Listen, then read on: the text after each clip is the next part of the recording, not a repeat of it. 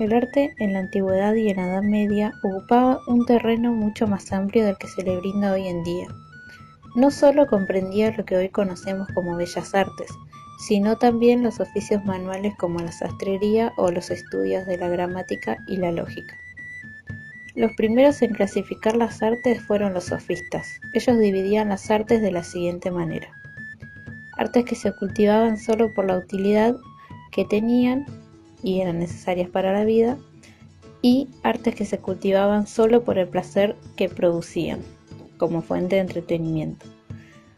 Platón realizó también una clasificación entre artes productivas, artes imitativas y artes que producen cosas reales, por ejemplo arquitectura, y artes que producen solo imágenes, por ejemplo pintura. Pero fue recién en el siglo II que Galeno de Pérgamo, quien fue un médico y filósofo griego en el Imperio Romano, generó una clasificación final. Dividió el arte liberal y el arte vulgar, que todo esto según si el arte practicado tenía un origen intelectual o manual.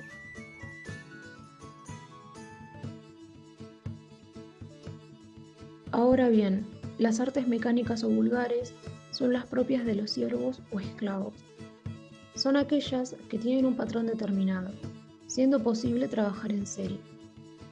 Buscan crear una utilidad al que las posea. Estas mismas se llamaron artes vulgares porque son las producidas mediante procedimientos manuales.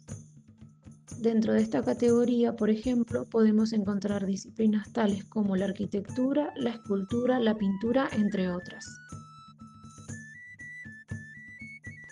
En cambio, las artes liberales hace referencia a las artes como obras únicas, fruto de la imaginación e inspiración del artista. En contraposición a las artes mecánicas, no buscaban la utilidad, sino la estética. Las artes liberales eran cultivadas por hombres libres y son producto del pensamiento. Las artes liberales eran consideradas como conocimientos que liberaban a las personas, no solo de la ignorancia, sino también de su posición en la sociedad. Dentro de la literatura griega aparecen personificadas como figuras femeninas las 7 artes liberales, y tienen su rol como musas únicamente. La mujer, como ícono en las artes liberales, funciona como nexo entre dos sistemas, porque se manifiesta por la figura alegórica de la mujer ideal simbolizando actividades que pertenecen, por un lado, al conocimiento especulativo del universo, como la astronomía, y por otro lado, actividades lúdicas como la música o la danza.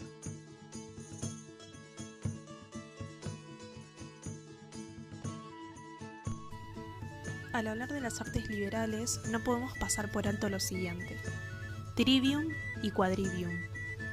Pero, ¿qué significan estas definiciones? En la época medieval, tras la desaparición de las escuelas clásicas y su metodología de la enseñanza, la organización de la enseñanza se articulará en torno a las llamadas 7 artes liberales, en las que se debían instruir quienes pretendiesen formar parte del clero. El trivium y el quadrivium designa a las 7 artes liberales. El trivium es la parte referida a la comunicación. Su traducción al latín significa los 3 caminos. El trivium es el arte de articular el pensamiento. Se consideraba que si dominabas el lenguaje, dominabas también el pensamiento. Dentro del trivium se encontraba la gramática, que era el estudio correcto del idioma, la de la lengua latina, porque la lengua griega no se estudiaba. Se daban a conocer las letras, las sílabas y las diferentes partes del discurso. Se hablaba a los discípulos de los acentos, de los pies, de la prosa, del metro, de la analogía, la etimología, de la ortografía, de barbarismos, de solecismos y tropos, pero sin dar reglas para evitar las faltas indicadas ni para formar el estilo. La retórica, que era el arte de las figuras, es decir, de usar el lenguaje con fines estéticos o persuasivos. Consistía en la definición de los diferentes géneros de elocuencia, en la indicación de las principales partes del discurso y de las principales figuras, pero sin añadir las reglas necesarias para formar al orador. y la dialéctica, que era el arte de conversar o discutir. Son las ideas generales, sobre todo de las categorías, de las divisiones y de las explicaciones, a que se agregaba la enumeración de las formas y figuras de argumentación. Este arte contribuyó a despertar y guiar la reflexión y a fijar la atención de su espíritu y en las necesidades de sus oyentes. El quadrivium, que es una palabra en latín que significa 4 formas o 4 caminos, reunía a los estudios referidos con las matemáticas. Encontrábamos la aritmética, la geometría, la astronomía y la música. La aritmética, que era el arte de contar, la geometría, para poder medir los espacios, explicaba las líneas, las figuras, los sólidos. A esto se le agregaba un resumen de la geografía tal como se la figuraba. La música, que estaba enteramente relacionada con las mediciones del ritmo y la armonía del cosmos. Se aplicaba a las nociones sobre el canto llano también. La astronomía se hablaba de los círculos y los polos del globo celeste, del movimiento y de la magnitud supuesta de los astros, de la diferencia de los tiempos, de las medidas, de los instrumentos. Servía para tener una ubicación en el universo.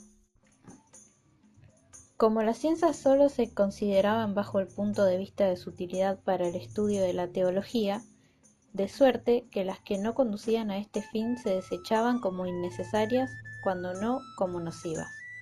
Por eso era tan limitada la enseñanza.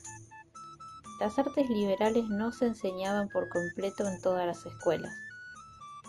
En las escuelas pobres no se enseñaba más que lo estrictamente necesario para formar un eclesiástico o un monje: la lectura, la escritura, el canto, el cálculo y la gramática. En otras escuelas más ricas, además de las artes, se enseñaba la interpretación de algunos pasajes de las Sagradas Escrituras.